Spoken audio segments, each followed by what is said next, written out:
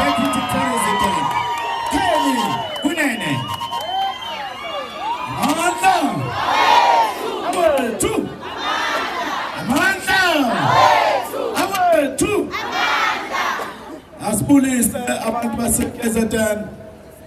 Lolu daba esikhuluma ngalo namhlanje lubuhlungu kakhulu ngoba lento iyenzwe i-government efike kuqala from 1994 namabhunu aphethe amabhizinisi ngoba amabhunu akafuni ukuthi baqashe abantu baseMzansi Afrika, baqasha ama-illegal immigrants ngoba ababhadali imali elungile for bona, babatreata njengama-slave, bababhadala ama-slave salaries, ama-South Africans akathola umsebenzi.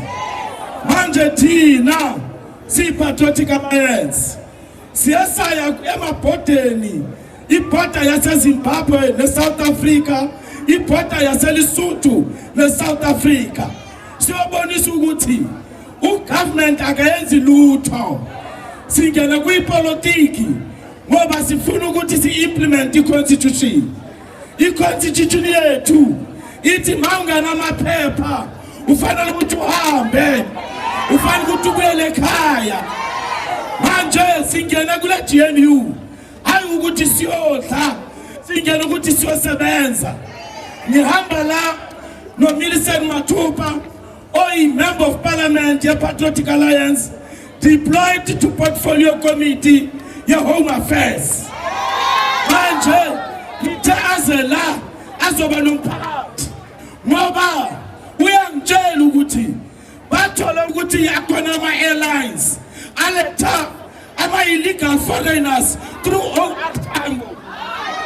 Akhona ama-buses aletha ama-illegal foreigners. When they are found, they are only fined. We are calling on the Minister of Police to implement the Constitution. ETA ifuna Home Affairs, but they want to legalize illegal immigrants so that they can employ them in their businesses at the expense of South Africans. That's why our call is very clear. Amen. Manyeti Abba, Uti Habe, Abba.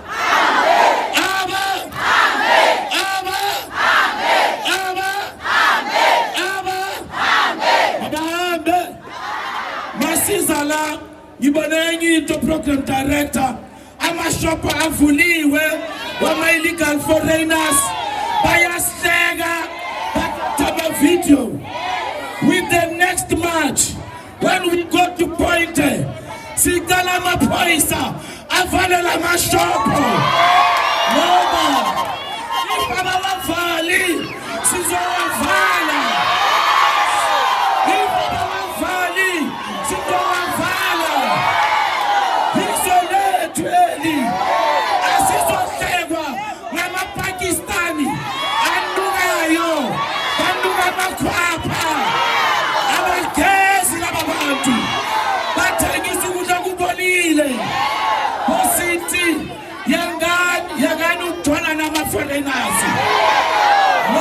In the next elections, sizobona ibhodo ithi mthandazo khumalo mawuthi uyabeka ubuso Muhammad Ibrahim Abdul.